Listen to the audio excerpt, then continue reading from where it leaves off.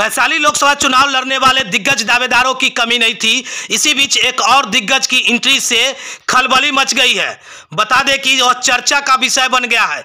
बिहार में वैशाली लोकसभा सीट एक ऐसा सीट बना गया है जहां दिग्गज दावेदारों की कमी नहीं है। इसी बीच में एक और दिग्गज की एंट्री से दावेदारों में खलबली बन गई है।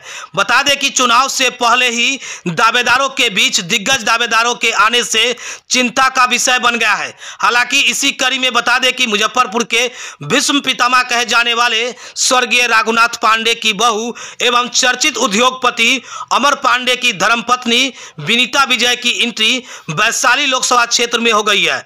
यह एंट्री मिलन समारोह के जरिए किया गया है, जहां मुजफ्फरपुर जिले के काटी प्रखंड अंतर्गत वैशाली लोकसभा क्षेत्र में लोजपा रामविलास की ओर से आयोजित मिलन समारोह एवं आगामी होने वाले 21 जनवरी को लोजपा के राष्ट्रीय अध्यक्ष एवं जमुई सांसद चिराग पासवान की विशाल जनसभा की तैयारी के जरिए अपनी एंट्री विनीता विजय ने कर ली है।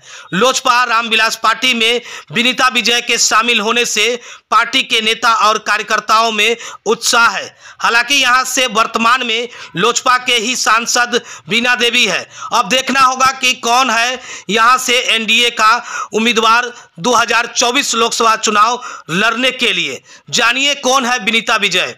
बता दें कि कांग्रेस के बाद भाजपा छोड़कर लोजपा में शामिल हुई विनीता विजय आईपीएस की पुत्री है।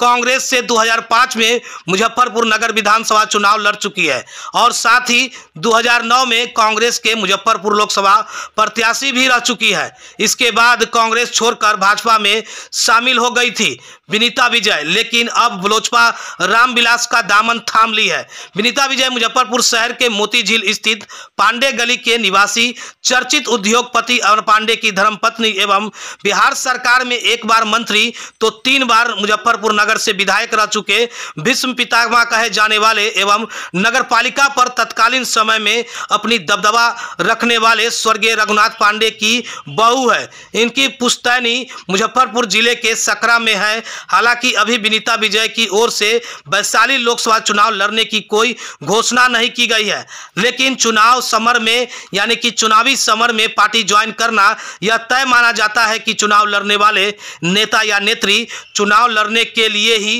राजनीतिक गतिविधि एवं पार्टी ज्वाइन करना शुरू कर देते हैं। हालांकि राजनीतिक गलियारों में माना जा रहा है कि विनीता विजय अपनी दावेदारी वैशाली लोकसभा क्षेत्र के लिए पेश कर सकती है।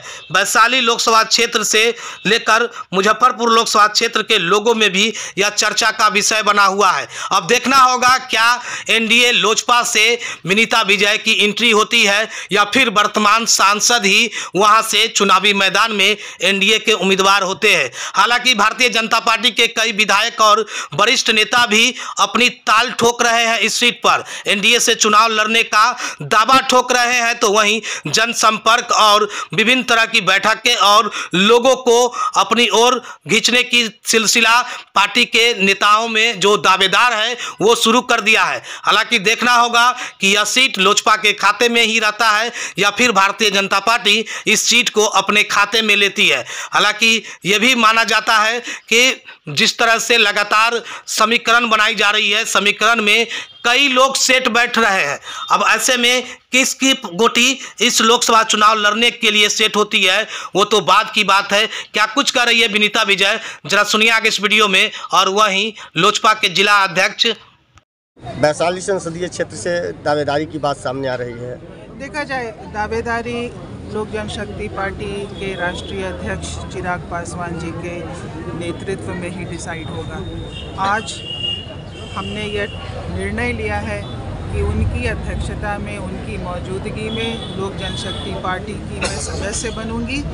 आगे जो भी पार्टी का निर्णय होगा, जो भी राष्ट्रीय अध्यक्ष जी का निर्णय होगा, वह सर आँखों पे सर्वोपरि हैं वो, और उनकी सोच से प्रभावित होकर, जो उनकी सोच है बिहार फर्स्ट, बिहारी फर्स्ट की सोच से प्रभावित होकर मैंने लोक जनशक्ति पार्टी ज्वाइन किया। वैशाली की जनता के लिए कोई संदेश?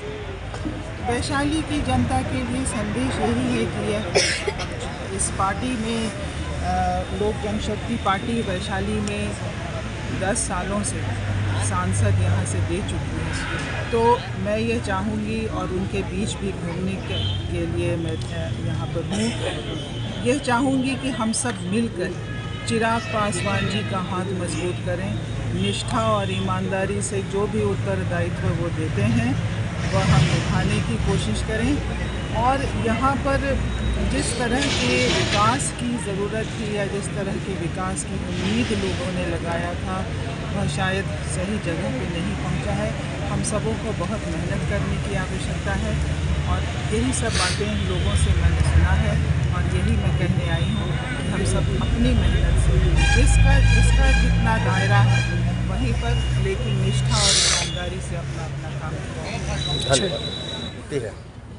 देखिए, अभी तो फिलहाल आगामी 21 जनवरी को आदरणीय राष्ट्रीय अध्यक्ष चिराग पासवान जी का जो जनसभा होना है मिलन समारोह का, उस कार्यक्रम की तैयारी को लेकर आज हम लोग कांटी यहाँ अपने कार्यकर्ताओं के साथ, प्रबुद्धजनों के साथ हम लोग आज यहाँ बैठे हैं और इसी की तैयारी कर रहे हैं कि आगामी 21 जनवरी को ज़्यादा से ज़्यादा संख्या में लोग कांटी से अपनी भागीदारी को सुनिश्चित करें और कार्यक्रम को सफल बनाएं। आज इसी कार्यक्रम को लेकर हम लोग यहाँ बैठे हैं। लोकसभा चुनाव की तैयारी चल रही है, वैशाली को लेकर क्या कहेंगे? आप ही के पार्टी के पहले भी सांसद रहे हैं। देखिए, चुनाव का समय आ गया है और हमारा पॉलिटिकल पार्टी है, तो निश्चित तौर पे जो हमारी पार्टी की तैयारी है वो कहीं न कहीं माकूल है और चुनाव ये हमारे राष्ट्रीय अध्यक्ष जो निर्णय करेंगे और फिर जिस हिसाब से जिनको टिकट होगा उनके लिए हम लोग पूरी ईमानदारी से, हमारा लोजपा परिवार कमर कसकर तैयार है और